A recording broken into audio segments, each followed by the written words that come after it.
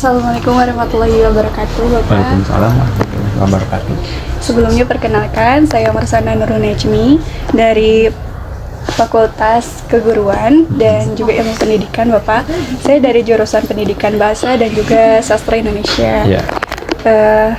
Di sini saya ingin mewawancarai dari tugas mata kuliah tentang mengenai kurikulum.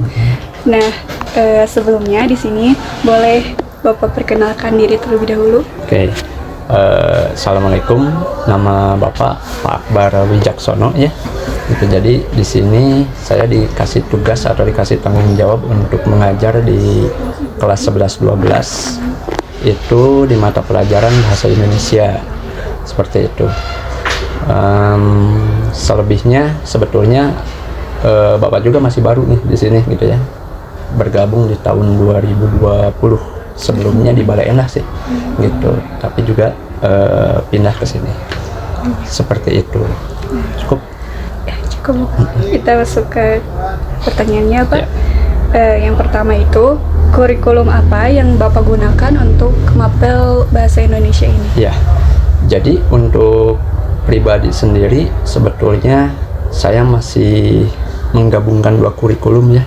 Gitu. Jadi ada beberapa mata pelajaran atau tema bahasa Indonesia yang lebih cocok menggunakan kurikulum 2013 dan juga kurikulum Merdeka. Tetapi untuk selebihnya, untuk beberapa persen, katakanlah 70%, kita sudah menggunakan kurikulum Merdeka.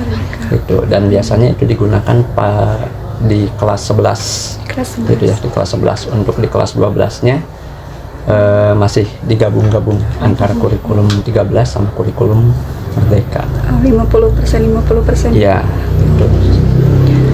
Lalu yang kedua ya, Pak, apa alasan Bapak menggunakan kurikulum tersebut? Ya, pertama di kurikulum 2013 itu kita tidak bisa menghilangkan begitu saja gitu untuk kelas 12-nya.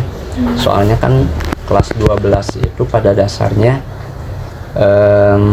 akhir gitu ya. Jadi pas perkembangan kurikulum 2013 fokusnya ke kelas 12 yang sekarang, yang pada saat itu masih menggunakan kurikulum 2013. Jadi masih perkembangannya belum signifikan untuk mereka gitu. Jadi kita khususnya di kelas 12 gitu ya, menggunakan kurikulum 2013 karena beberapa mata pelajaran itu lebih cocok buat mereka gitu, terutama ketika kita harus menggabungkan antara tema bahasa Indonesia dengan jurusannya gitu. Sementara untuk di kelas 11 sendiri hampir beberapa persen, 70%-nya sudah menggunakan kurikulum Merdeka karena dari sisi tematik juga itu sudah mengangkat kurikulum Merdeka, udah acuannya atau industrinya udah di situ gitu. Cukup, Pak. Yang ketiga ya, Pak, apakah Bapak selama ini sudah mengajar sesuai dengan RPP dari kurikulum tersebut? 2013 sama Merdeka ya? Iya, gabungan gitu. keduanya. Nah, sebetulnya nggak bisa disebut keseluruhan secara acuan, nggak bisa juga gitu ya, karena kalau misalnya kita membuat RPP itu akan berbeda dengan lapangan gitu. Jadi biasanya kalau RPP itu hanya berupa administrasi aja, secara formalnya rencana kita untuk mengajar, tetapi di segi lapangannya terkadang memang jauh gitu ya. Hanya saja kita berusaha untuk mengacu ke dalam RPP atau modul ajar yang kita sebut modul ajar sekarang gitu. Jadi kesimpulannya sebetulnya tidak bisa juga 100% mengacu kepada RPP yang sudah dibuat atau modul yang sudah dibuat, seperti itu. Yang keempat ya, Pak, komponen apa saja yang mendukung dalam mata pelajaran Indonesia yang mengarah pada kurikulum tersebut, Pak? Komponen kaitannya dengan inti gitu ya, dengan inti pembelajaran. Seperti buku paket kayaknya. Oh ya, Kalau di buku paket itu lebih acuannya kepada, jadi gini, kurikulum 2013 dengan kurikulum Merdeka itu dari sisi perbedaan yang saya lihat gitu. Kalau 13 itu lebih kepada materi aja. Kalau Merdeka lebih kepada konteksnya gitu. Kalau dari sisi komponen itu hampir sama antara 2013 dengan Merdeka, hanya saja dari sisi isinya mungkin yang berbeda.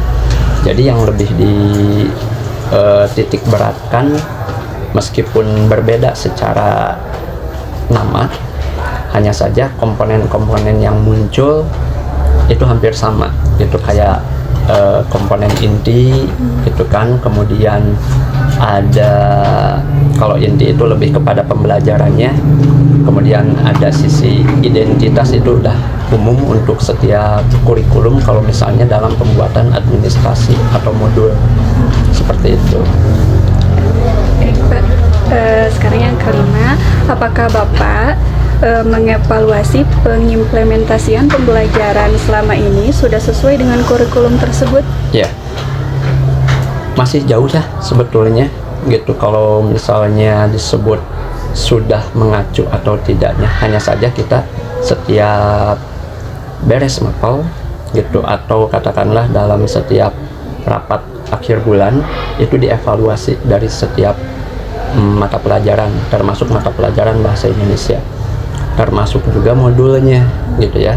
Soalnya untuk kurikulum Merdeka sendiri, modul tidak harus baku gitu kan, tidak harus kaku, tetapi di situ guru dibebaskan mau seperti apa dalam pembuatan komponen intinya. Yang paling penting adalah komponen intinya untuk menyampaikan tema pembelajaran ke anak-anak, kurang lebih seperti itu. Yang terakhir Bapak, selama Bapak mengimplementasikan pembelajaran gitu, apakah Bapak mengalami hambatan-hambatan gitu yang dalam kurikulum tersebut?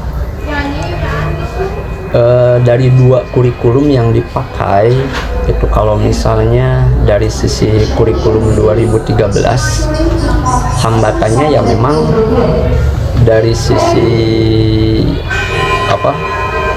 materi ya gitu kan. Materi kalau misalnya 2013 itu lebih hafalan kalau menurut saya gitu. Nah, si anak-anak memang terhambatnya di situ ketika dia harus menghafal beberapa hal yang sulit dihafal buat mereka. Tetapi untuk kurikulum Merdeka sendiri lebih kepada konteks atau lebih kepada kreatif mereka gitu. Jadi hambatannya adalah ketika mereka harus mengeksplor dirinya sendiri gitu kan, untuk gimana nih caranya dalam pembuatan tugas itu bisa lebih kreatif atau menggunakan hal-hal yang